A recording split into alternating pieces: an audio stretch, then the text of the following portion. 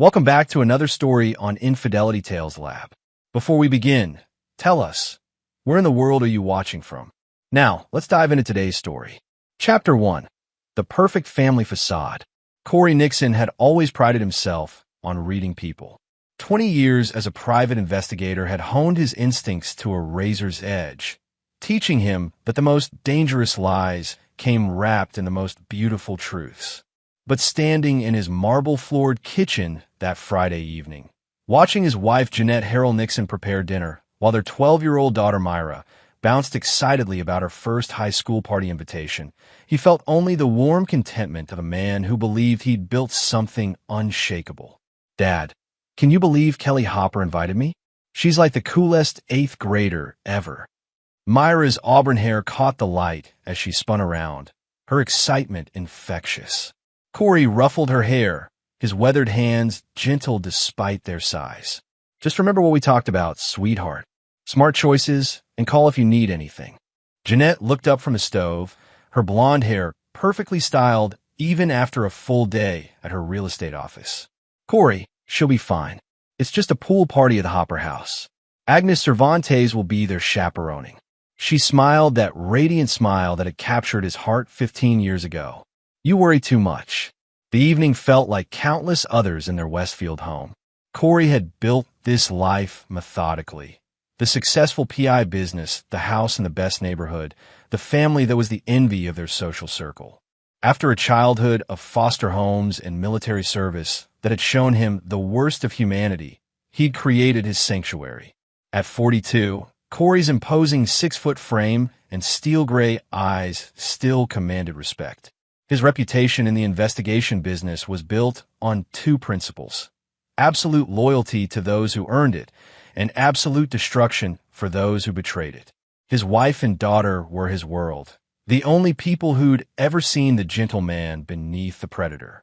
"I've got that background check to finish up tonight," Corey said, kissing Jeanette's forehead. "The Hoffman divorce case should be wrapped up by the time you get back from dropping Myra off." "Actually," Jeanette said, not meeting his eyes, "Mom's picking her up. She wanted to spend some time with Myra before the party." Corey nodded, though something nagged at him. Donna Tyler, his mother-in-law, had been increasingly present lately, always with reasons that sounded perfectly reasonable. Still, family was family, and he'd learned to pick his battles. The call came at 11:47 p.m. "Mr. Nixon, this is Dr. Francis Calhoun at Westfield General. Your daughter was brought in from a party. You need to come immediately." The 20-minute drive felt like hours. Corey's mind raced through possibilities, each worse than the last. Myra was responsible, careful. What could have happened? The hospital's fluorescent lights felt harsh and accusing as he strode through the automatic doors. The desk nurse directed him to the 3rd floor, where he found Dr. Calhoun waiting with 2 police officers. "Mr. Nixon," the doctor began, his face grave. "I'm sorry to have to tell you this, but—" "Wait." Detective Leonard Hood stepped forward, his expression serious. "Mr. Nixon, before you see your daughter, I need to warn you. What happened tonight? You must not see her. Not yet. We need to prepare you for what you're going to find." Corey's blood turned to ice. "What are you talking about? What happened to my daughter?" Dr. Calhoun's voice was barely above a whisper. "Sorry, but we couldn't prevent what happened to her. The trauma was too severe by the time she arrived." The words hit Corey like physical blows. His vision tunneled, and he had to grip the wall to keep from falling. His little girl, his Myra. 15 minutes later, as he sat in the waiting room with his head in his hands, he heard something that stopped his heart. Laughter. Not just any laughter. Jeanette's distinctive musical laugh. The one she saved for truly joyful moments. He looked up to see his wife and mother-in-law emerging from the hallway that led to the patient rooms. They were smiling, talking in low, animated voices. Donna Tyler even looked relieved. "Jeanette," Corey's voice cracked. How can you be laughing?" "Our daughter." Jeanette's face immediately transformed into a mask of grief, but not before Corey caught something in her eyes. Something that looked almost like satisfaction. "Oh, honey," she said, rushing to his side. "I'm sorry. Mom was just telling me about something to distract me from the pain. You know how I get when I'm overwhelmed." But Corey's trained, I caught everything. The way Donna Tyler quickly looked away, the slight delay in Jeanette's emotional shift, the fact that neither woman's makeup was disturbed by tears. "Can I see her now?" he asked. "The doctors are still working," Jeanette said quickly. "They said it might be a while. Maybe we should go home and wait for them to call." That night, Corey didn't sleep. He lay in bed next to his wife, listening to her breathing, analyzing every interaction from the evening. Something was wrong. Terribly, fundamentally wrong. By dawn, he'd made a decision. If someone was playing games with his family, they were about to learn why Corey Nixon had never lost a case, and why his enemies had a habit of disappearing from his life permanently. Chapter 2. Unraveling the Web. The next morning, Corey arrived at Westfield General at 6 a.m., 2 hours before visiting hours began. His years of cultivating contacts had taught him that hospital security guards were often former cops looking for easier work, and that they appreciated a fellow professional who spoke their language. "Terrible thing about the Nixon girl," security guard Dale Hodges said, accepting the coffee Corey had brought. "Though, I gotta say, strangest reaction I've ever seen from family members." Corey kept his expression neutral. "How do you mean?" "Well, usually when kids come in from accidents, the parents are beside themselves. Your wife and her mother, though, they seemed more like they were celebrating something. Even asked about discharge paperwork before they'd even seen the girl." The first crack in the facade. Corey filed it away and continued his investigation. Dr. Francis Calhoun was more forthcoming than expected when Corey cornered him during his morning rounds. "Your daughter wasn't in the condition we initially reported," he admitted reluctantly. "There was some confusion in the communication. She had some scrapes and bruises, possibly from a fall, but nothing life-threatening. The police involvement was requested by your wife. Something about suspected foul play that never materialized." The second crack. By noon, Corey had spoken to 6 hospital staff members, 3 police officers, and 2 paramedics. The picture emerging made his blood run cold. Myra had indeed been brought to the hospital, but not as the victim of some terrible accident. She'd been brought in by Agnes Cervantes, who'd found her locked in a storage shed behind the Hopper house, crying and claiming her mother had told her to hide there and not come out no matter what. The paramedics had found minor injuries consistent with deliberately inflicted bruises. Someone had hurt his daughter on purpose.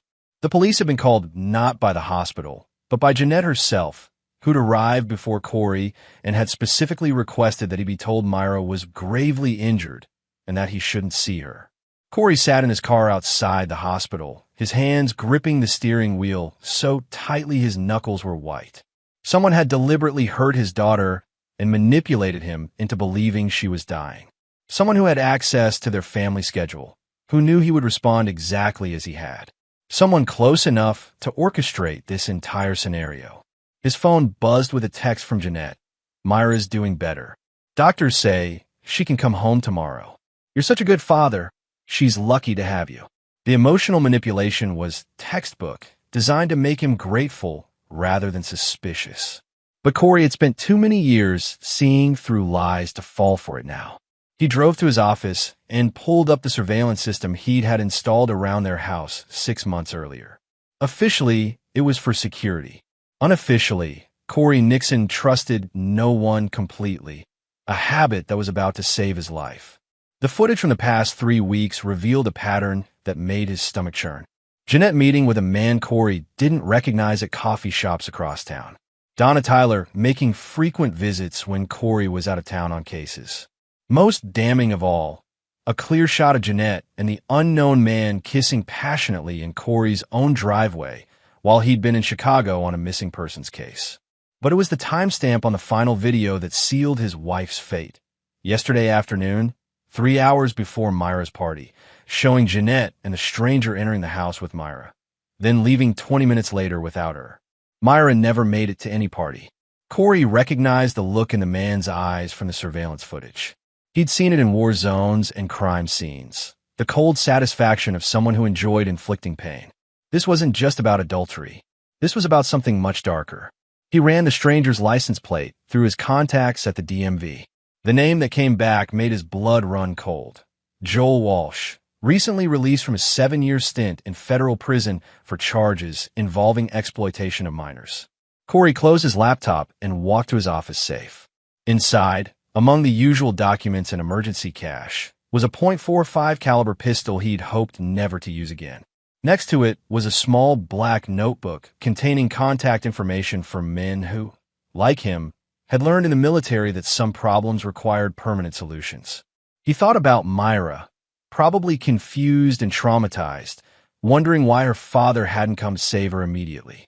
He thought about the years of marriage to a woman who could orchestrate her own daughter's abuse for whatever sick game she was playing. Most of all, he thought about the promise he'd made to himself long ago. Anyone who betrayed his trust didn't get a second chance. They didn't get to explain, apologize, or make amends. They simply ceased to exist. But first, he needed to understand the full scope of the betrayal. Jeanette and Joel Walsh had made one crucial mistake. They'd assumed they were dealing with a naive husband who would never see through their manipulation. They were about to learn that Corey Nixon had never been naive about anything. Chapter 3. The Depth of Betrayal. Corey spent the next 48 hours constructing a web of surveillance that would have impressed federal agents. Using equipment from his PI business and contacts from his military days, he turned his own home into a monitoring station while maintaining the facade of a worried father waiting for his daughter's recovery. Myra came home Tuesday evening, quiet and withdrawn, but physically unharmed. Corey held her close, noting the way she flinched when Jeanette approached and how she kept looking at the doors as if planning escape routes. His daughter was traumatized, but alive, and she was the key to understanding what had really happened. That night, after Jeanette had gone to bed, early claiming exhaustion, Corey sat with Myra in her room. "Sweetheart, I need you to tell me exactly what happened at the party. All of it." Myra's eyes filled with tears. "There wasn't really a party, Dad. Mom drove me to this house, and there was this man there. He was scary, and he kept asking me questions about you, about your work, your clients, where you keep your files." The pieces clicked into place with sickening clarity. This wasn't about a simple affair. This was about Corey's business, his cases, his clients, many of whom were wealthy individuals going through messy divorces with secrets worth killing for. "What kind of questions, baby?" "He wanted to know about the papers in your office, especially anything about Mr. Randall Steele. Mom told him you've been working on something big, something that could make us rich." Myra wiped her nose with the back of her hand. "When I said I didn't know anything, he got angry. Mom told him to put me in the shed until you came looking for me, and then they would... What would they do, Myra?" "They said they would hurt you, Dad. Really hurt you. And then the man would take over your business, and Mom would get all the money from your clients." Her voice dropped to a whisper. "Mom said you were stupid and that she never loved you anyway." Corey's vision went red for a moment, but he forced himself to stay calm for his daughter's sake. The plan was becoming clear. Stage a crisis with Myra to get Corey emotional and off balance. Then use his distracted state to either kill him or frame him for something that would destroy his business and reputation. Meanwhile, Jeanette would play the grieving widow and inherit everything he'd built. The Randall Steele case was worth $50 million in assets. Corey had uncovered evidence that Steele's wife was hiding money in offshore accounts, information that could swing the divorce settlement dramatically. If someone could get access to that evidence and sell it to the highest bidder. "Myra, I need you to do something for me, and it's very important. Can you be brave?" She nodded, though her lower lip trembled. "I'm going to send you to stay with Uncle Bruce for a few days. You remember him from the barbecues? He's going to keep you safe while I take care of some business. But you can't tell Mom where you're going, and you can't tell her we talked about any of this. Can you do that?" Bruce Eastman wasn't actually Corey's brother, but they'd served together in Afghanistan and had maintained the kind of bond that transcended blood. More importantly, Bruce specialized in personal security and wouldn't hesitate to kill anyone who threatened someone under his protection. The next morning, Corey implemented the first phase of his counterplan. While Jeanette was at her real estate office, he transferred Myra to Bruce's secure compound upstate, telling his wife that their daughter was staying with his fictional sister for psychological counseling after her trauma. Jeanette's reaction told him everything. Instead of insisting on knowing which therapist or demanding to speak with this sister she'd never heard of, she simply nodded and said she thought it was probably for the best. That afternoon, Corey received a text from an unknown number. Your daughter's safe, but not for long. We have what we need from your office. Time to retire, old man. They made their move too early. While they thought Myra was still within their reach, she was actually 200 miles away with a man who'd killed Taliban fighters with his bare hands. While they thought they'd gained access to his office, they'd actually accessed a decoy system Corey had set up years ago for exactly this scenario. But most importantly, they'd revealed that there were more people involved than just Jeanette and Joel Walsh. Corey opened his laptop and began typing a message to 5 very specific contacts from his military days. Men who, like him, had been permanently changed by war and had found civilian life lacking in meaningful purpose.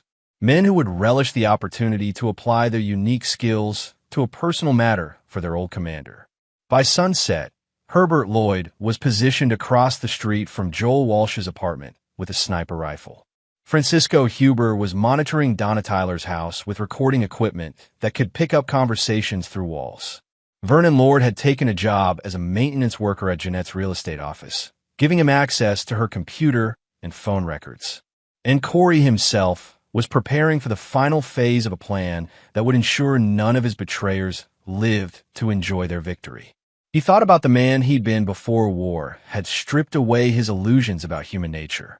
That man might have tried to reason with his wife, might have sought therapy or mediation or legal remedies. But that man had died in an Afghan cave when his own commanding officer had tried to sell him and his team to insurgents for drug money. The man who'd emerged from that betrayal understood that some people were simply predators who would never stop hunting until they were permanently stopped. Jeanette Harrell Nixon, Joel Walsh, and anyone else involved in this conspiracy had made the same mistake as his former CEO. They'd assumed Corey's loyalty made him weak, that his love for his family made him vulnerable. Tomorrow, they would learn that a predator's greatest strength was the ability to make his enemies believe he was prey. Chapter 4. The Hunter's Past. 20 years ago, Staff Sergeant Corey Nixon had learned the most important lesson of his life while bleeding out in a Taliban cave, listening to his commanding officer negotiate the sale of his team's location for 2 kilograms of heroin. The betrayal hadn't just cost him 3 of his closest friends. It had taught him that the capacity for evil existed in everyone, hidden behind masks of love, loyalty, and friendship. When he'd finally escaped and systematically eliminated every person involved in that betrayal, from the CEO to the Afghan middleman to the stateside dealer who'd facilitated the transaction, he'd made himself a promise. Never again would he be the victim. Now, sitting in his office at 3 a.m. while his wife slept peacefully in their bed, Corey allowed himself to remember the skills that had kept him alive when the world went dark. The army had trained him to be efficient, but Afghanistan had made him ruthless. The difference between a soldier and a predator wasn't about rules of engagement. It was about accepting that some threats required permanent solutions.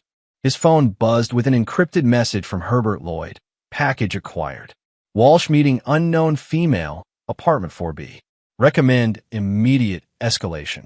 Corey pulled up the surveillance feed. Herbert was streaming from his position.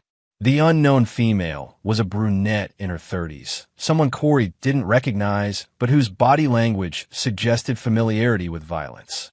She moved like a professional, military or law enforcement background, possibly private security. Another player in the game.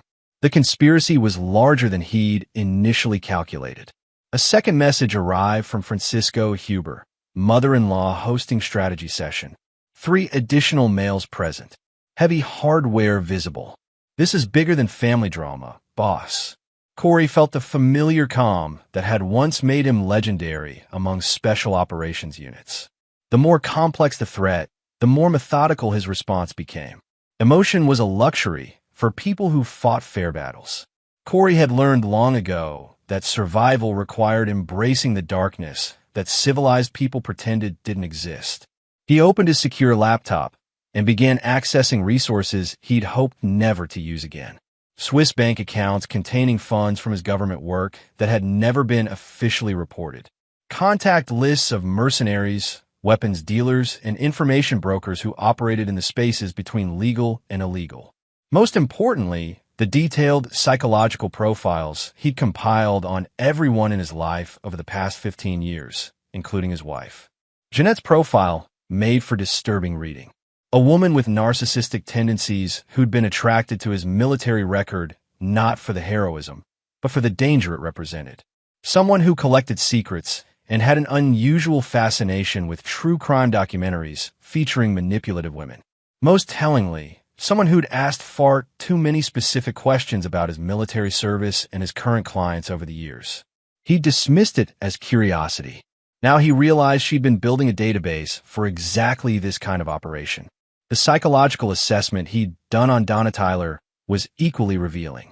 A woman with gambling debts and a history of questionable financial decisions who'd been unusually interested in Corey's business success.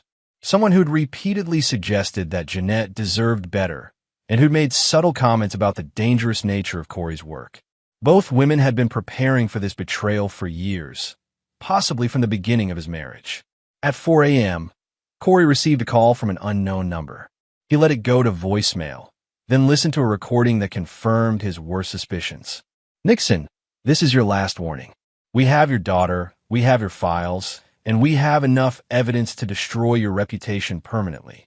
Transfer $5 million to the account number we'll send you. Disappear quietly, and maybe your family lives through this. Refuse, and we start sending pieces of the little girl to your office." They were amateurs. Real professionals never made threats. They simply acted. The fact that they were trying to negotiate told Corey they were overconfident and underprepared for the level of response they triggered. He called Bruce Eastman's secure line.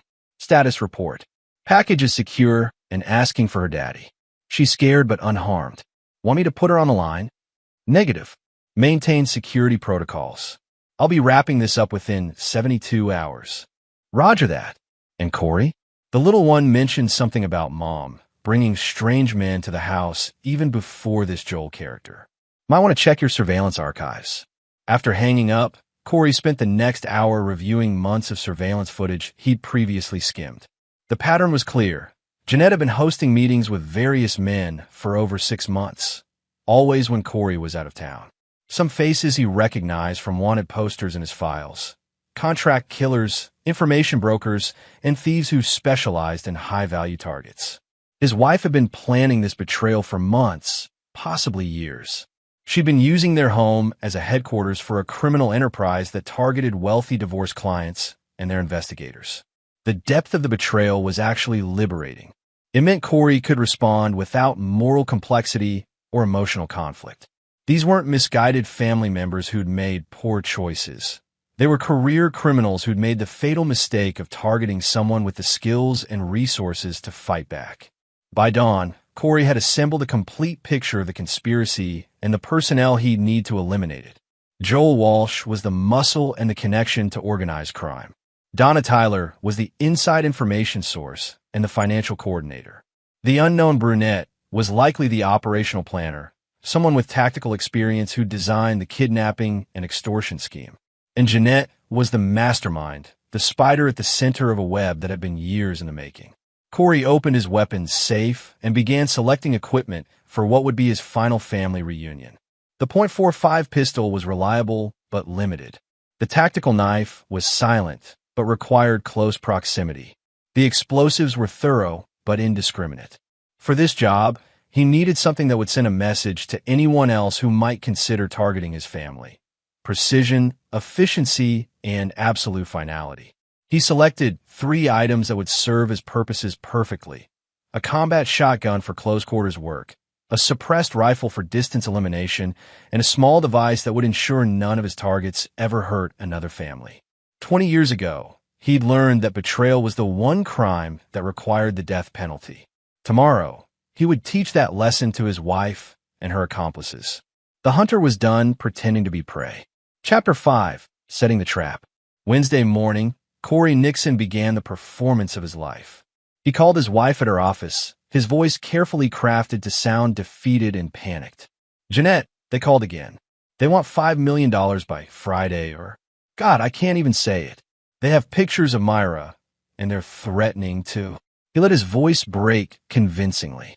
"Oh, honey, Jeanette's voice was perfectly pitched between concern and satisfaction. Maybe we should just pay them.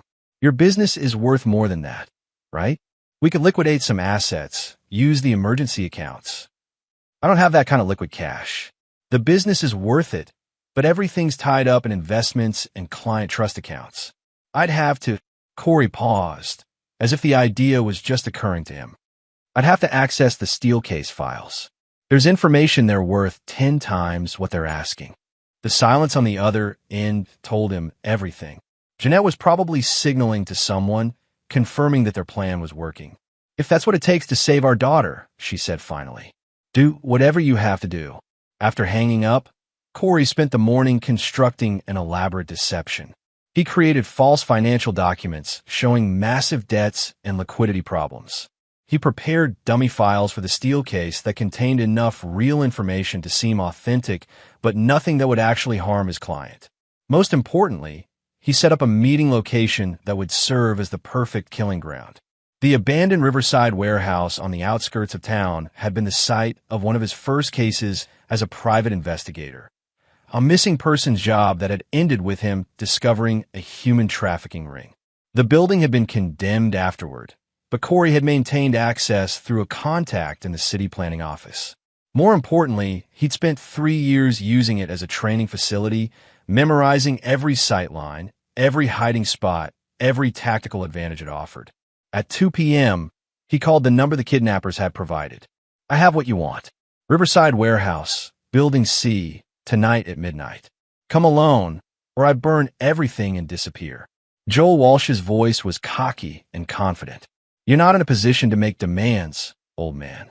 We'll come with enough firepower to level that building if we have to. Bring an army if it makes you feel safer. Just remember, if anything happens to me, the real Steel files get delivered to the FBI automatically. Your choice. After hanging up, Corey spent the afternoon turning the warehouse into a tactical maze. Herbert Lloyd positioned himself in the water tower half a mile away with a Barrett .50 caliber rifle and night vision scope. Francisco Huber set up motion sensors and remote cameras throughout the building complex. Vernon Lord planted listening devices and small explosive charges at strategic locations. But Corey's most important preparation was psychological. He called Jeanette one final time, his voice breaking with manufactured despair. They agreed to the exchange. I'm meeting them tonight with everything, the files, the account information, everything we've built together. If this goes wrong— It won't go wrong, Jeanette interrupted, dropping her act for just a moment. Just do what they say and come home safe. The slip confirmed what Corey had suspected. Jeanette knew exactly how the evening would unfold because she'd helped plan it. At 11 p.m., Corey arrived at the warehouse, carrying a briefcase that appeared to contain documents and a laptop. In reality, it held a small arsenal and enough plastic explosive to bring down the entire building if necessary. The first sign that his enemies had underestimated him came when Herbert's voice crackled through his earpiece. Boss, we've got 12 hostiles approaching from 3 directions. Military formation, automatic weapons, night vision gear. These aren't street thugs. Copy that. Positions: 2 teams of 4 flanking east and west. 1 team of 4 coming through the main entrance. Unknown female in tactical gear leading the western team. Corey smiled in the darkness. They'd brought enough firepower to eliminate a small army, which meant they'd never intended for him to survive the exchange. They wanted the files, the money, and the insurance payout from his death. Vernon, Francisco, initiate Phase 1. The warehouse suddenly blazed with floodlights that had been connected to a backup generator. The attacking teams immediately went defensive, seeking cover and regrouping. But in the few seconds they'd been blinded and disoriented, Corey had disappeared into the building's interior. His voice echoed through speakers he'd positioned throughout the complex. Joel Walsh, Federal Prison Number 47,821-198. Served 7 years for trafficking minors across state lines. Donna Tyler, current gambling debt approximately $300,000 to organizations that don't accept late payments. Jeanette Harrell Nixon, maiden name Jeanette Harrell, No known previous marriages despite claiming her first husband died in Iraq. The suite door was unlocked. Jeanette's first mistake of the morning. She was standing at the floor-to-ceiling windows overlooking the city, still wearing the black dress she'd chosen for her widow's performance. Her reflection in the glass showed a woman who believed she'd won. "Hello, Jeanette." She spun around, her face cycling through shock, confusion, and fear before settling on a mask of relief, so convincing it would have fooled anyone who didn't know her true nature. "Corey, thank God you're safe. I was so worried when you didn't come home. What happened? Did they hurt our baby?" "Our baby is fine. She's somewhere you'll never find her, being protected by people who actually care about her welfare." Something in his tone made Jeanette step backward. "What do you mean?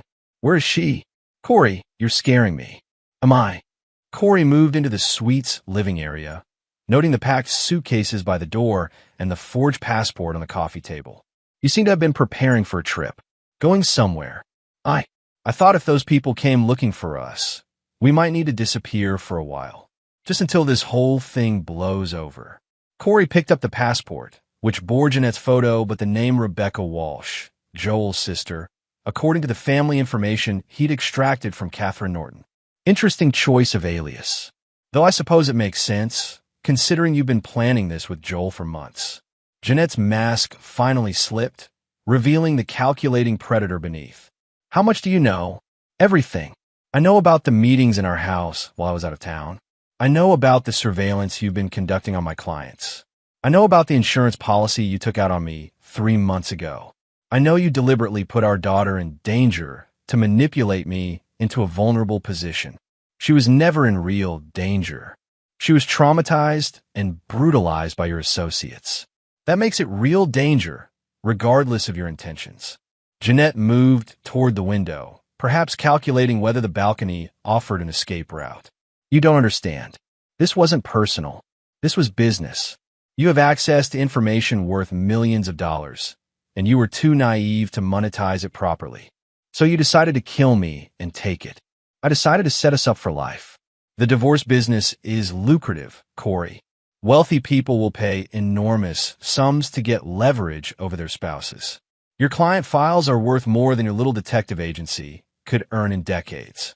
Corey felt the familiar calm that preceded violence. "And our marriage? Our family? Was any of it real?" Jeanette laughed, the sound sharp and bitter. "You were a means to an end from the beginning. A damaged military veteran with useful skills and no family connections to complicate things.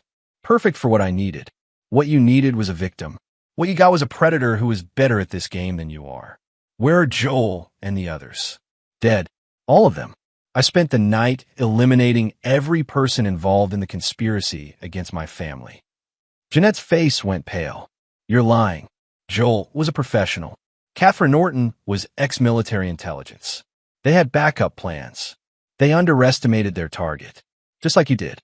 Corey drew the suppressed pistol in one fluid motion, holding it steady as Jeanette backed against the window. "You can't kill me, Corey. I'm your wife. You love me. I love the person I thought you were. That person never existed. What you are is a predator who used my daughter as bait to set up my murder. What you are is a cancer that I'm about to cut out of my family's life permanently." "Wait." Jeanette's voice was desperate now. "The money. There's $8 million in accounts Joel set up. Untraceable funds from previous jobs. I can give you the access codes.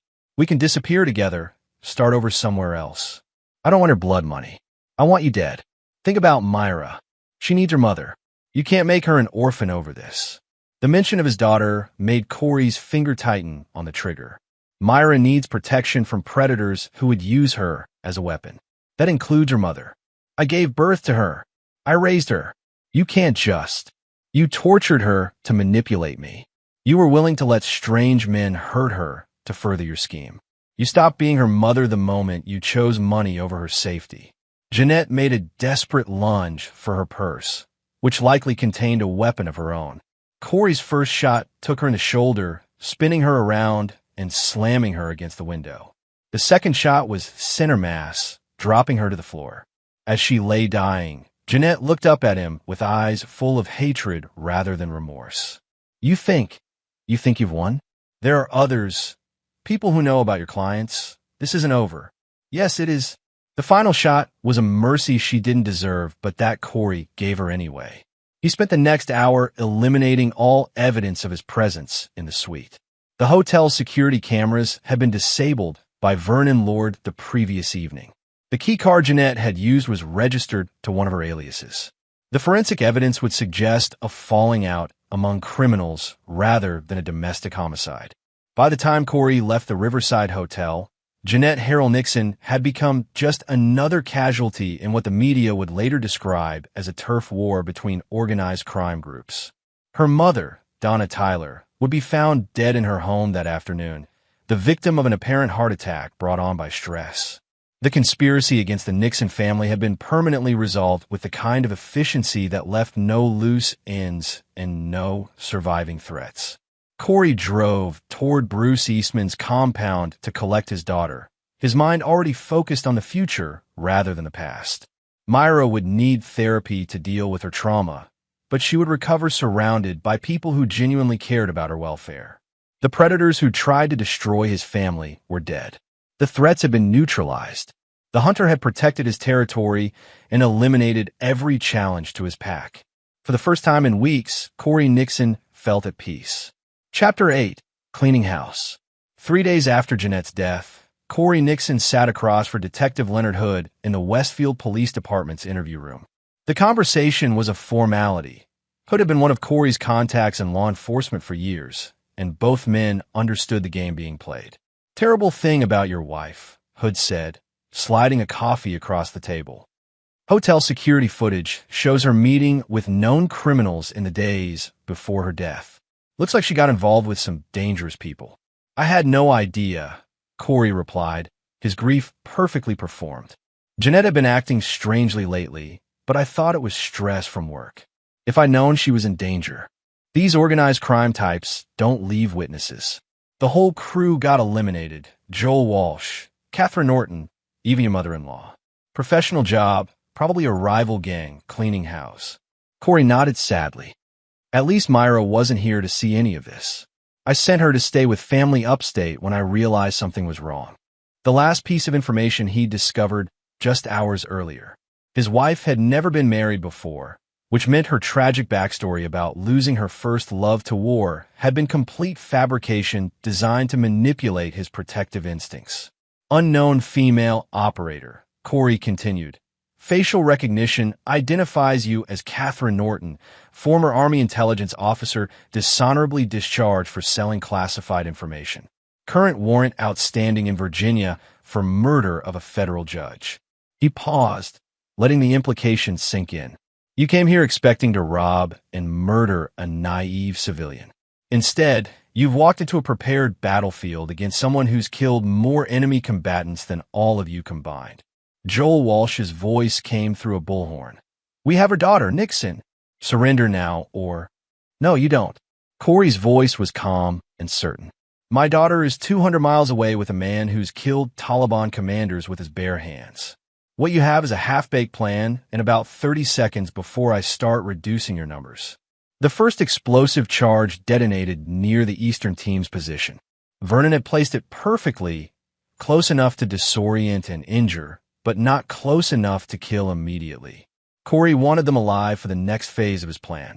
As the smoke cleared and the remaining attackers regrouped, Corey's voice echoed through the darkness one final time. "You made one crucial mistake. You assumed that someone who loved his family was weak. You're about to learn that a man with nothing left to lose is the most dangerous predator on Earth." The hunt was about to begin. Chapter 6. The Predator Revealed. The first kill came at 12:17 a.m., when Francisco Huber's expertise with explosives eliminated 2 of the Eastern assault team members who'd taken cover behind what they'd assumed was a solid concrete barrier. The shaped charge he'd planted there earlier turned their shelter into shrapnel that painted the warehouse floor. Catherine Norton's voice crackled over their communication system. "Abort and regroup. This is a trap." But Corey had anticipated their retreat routes. As the surviving team members fell back toward their vehicles, they found their path blocked by Herbert Lloyd's precision shooting from the water tower. The .50 caliber rounds didn't just stop their advance. They eliminated cover and concealment with devastating efficiency. "You can run," Corey's voice echoed through the darkness, "but you can't escape. And you can't call for backup because Vernon's been jamming your communications for the past hour." Joel Walsh broke cover, firing wildly into the warehouse interior. "Come out and fight like a man, you coward." Corey materialized from the shadows like a nightmare given form. His combat shotgun spoke once, and Walsh's left kneecap disintegrated. The man collapsed, screaming, but very much alive. Fighting like a man would imply you deserve that level of respect. Corey's voice was conversational as he approached the wounded kidnapper. "But you torture children for money. That makes you something less than human." The second shot removed Walsh's right elbow. The third shattered his left ankle. "Where's my wife?" Through his agony, Walsh gasped out an address. Riverside Hotel, penthouse suite. She's waiting for confirmation." "Confirmation of what?" "Your death, insurance, $2 million policy." Corey nodded and put the final shot through Walsh's forehead. He learned in Afghanistan that mercy was a luxury that got good people killed. The remaining attackers lasted another 15 minutes. Catherine Norton proved to be professionally competent, but ultimately outmatched by Corey's preparation and his team's superior positioning. When the warehouse finally fell silent, 6 bodies lay scattered across the concrete floor, and 3 wounded survivors were secured with zip ties. "Boss," Herbert's voice came through the earpiece. "Police and fire response approximately 10 minutes out." Someone called in the explosions. Corey had anticipated this as well. "Vernon, initiate cleanup protocol." "Francisco, prep the survivors for transport." The cleanup protocol was a system Corey had developed during his early days as a private investigator, when he'd occasionally needed to make evidence disappear. Industrial acid would eliminate DNA evidence. Thermite charges would destroy electronic devices, and strategic placement of accelerants would ensure any remaining evidence was consumed by fire. But the 3 survivors were transported to a secondary location, an abandoned mine shaft 40 miles outside the city. Corey needed information about the full scope of the conspiracy before he eliminated the remaining threats. 2 hours later, Catherine Norton was secured to a chair in the mine's main chamber, her professional composure finally cracking under the weight of her situation. "Your wife hired me 6 months ago," she admitted. "Said she needed help eliminating a dangerous husband who was becoming suspicious. The plan was to stage a kidnapping, get access to your client files, liquidate your assets, and make your death look like retaliation from one of your cases." "Who else was involved?" "Just us. Jeanette, her mother, Walsh, and me. Your wife said you were paranoid, but predictable, that you'd respond exactly like a concerned father when your daughter was threatened." Corey absorbed this information while cleaning his weapons. She was right. I did respond like a concerned father. I eliminated every threat to my child's safety. She's waiting for confirmation that you're dead. When Walsh doesn't report in, she'll assume the plan failed and try to disappear.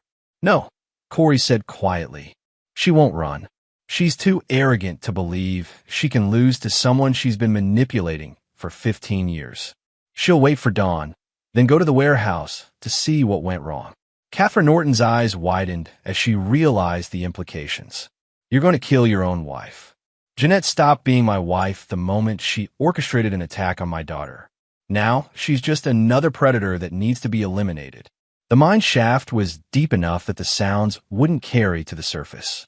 When Corey emerged 2 hours later, the conspiracy against his family had been permanently resolved, and the location of several $1 million in stolen assets had been recovered. Dawn was breaking as he drove back toward the city. His phone contained a text message from Jeanette. "Haven't heard from you. Getting worried. Call me when you get this." Corey smiled and typed back. "Everything went perfectly. Coming home soon. Love you." It would be the last lie he ever told his wife. When he arrived at the Riverside Hotel penthouse suite, Jeanette Harrell Nixon would finally meet the man she'd married. Not the gentle father and husband she'd been manipulating, but the predator who'd survived Afghanistan and eliminated every threat to his family's safety. The The woman who'd spent months planning his destruction was about to learn that some betrayals carried a death sentence. Chapter 7. The Final Confrontation.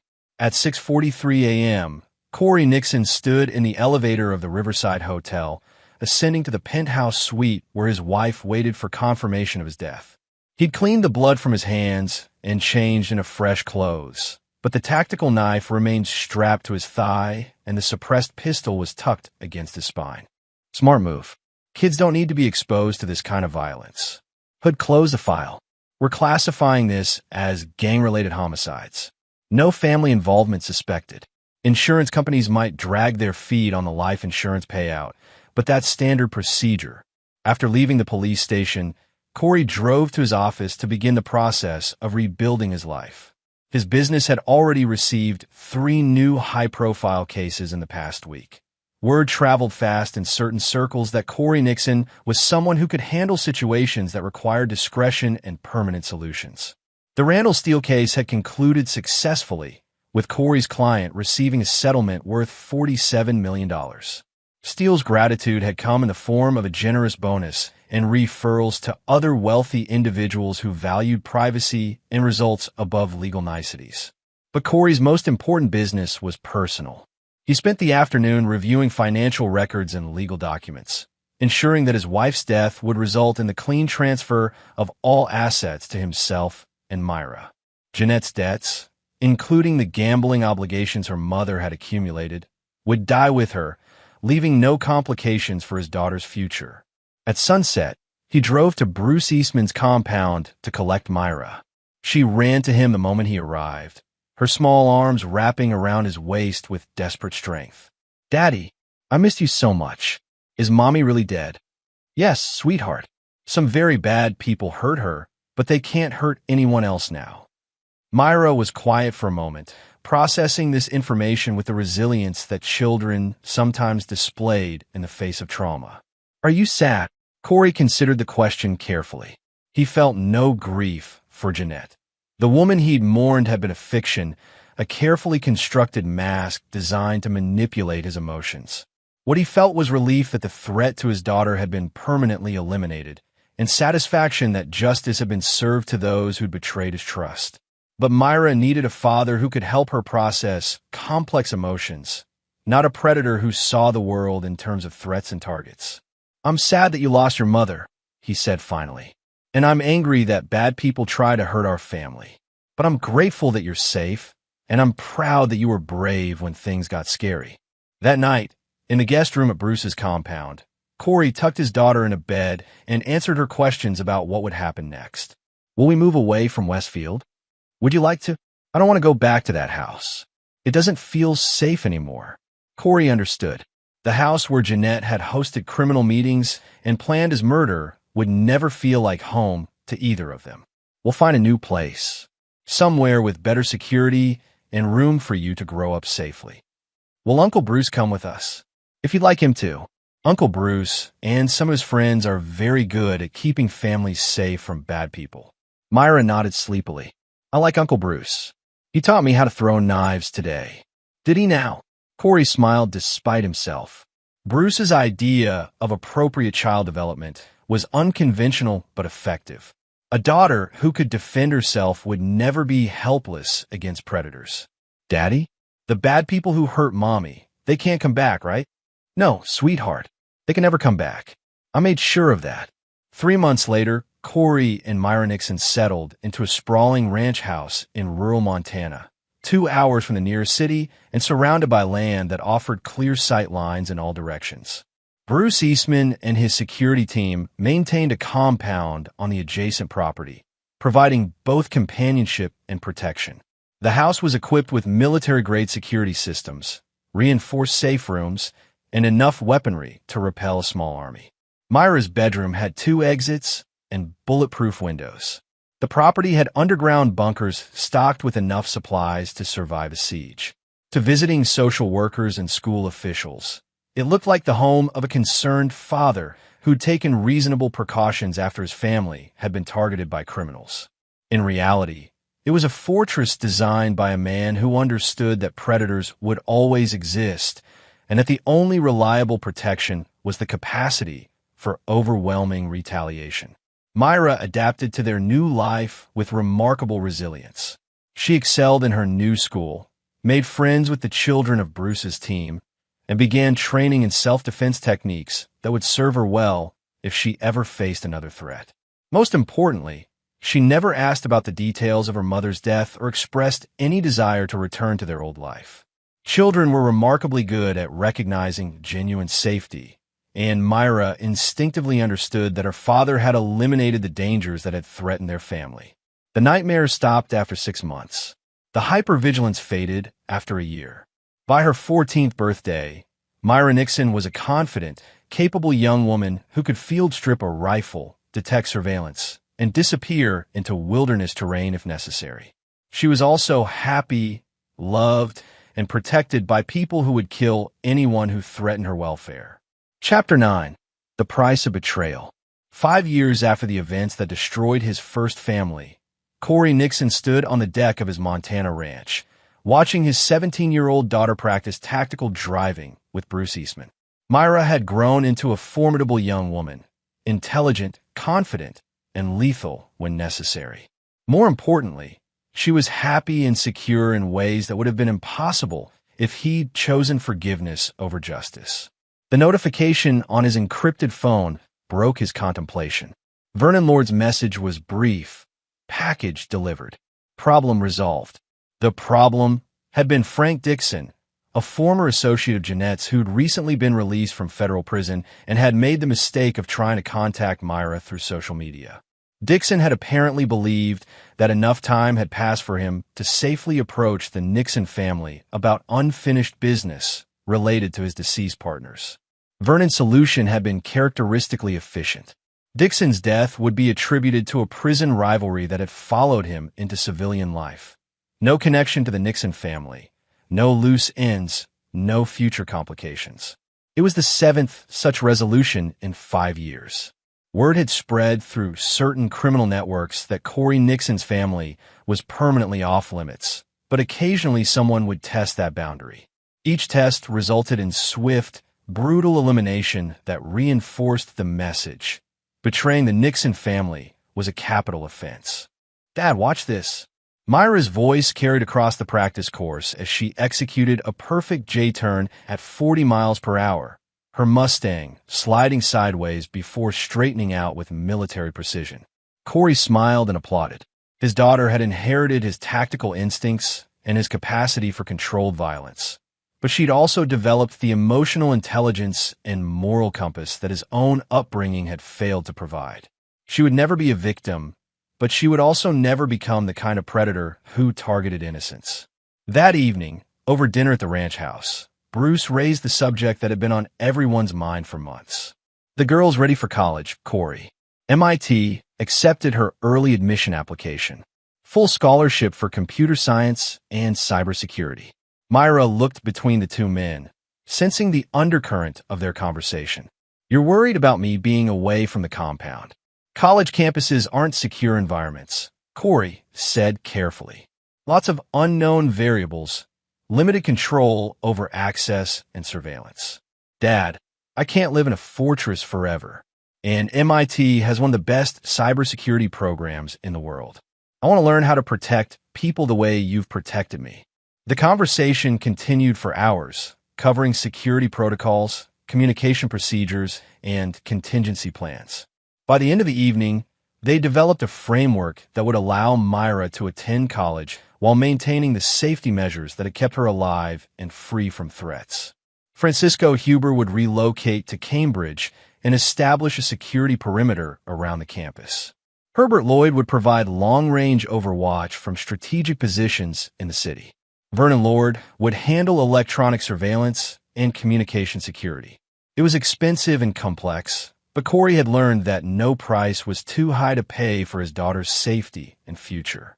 2 years later, Myra graduated summa cum laude with dual degrees in computer science and criminal justice.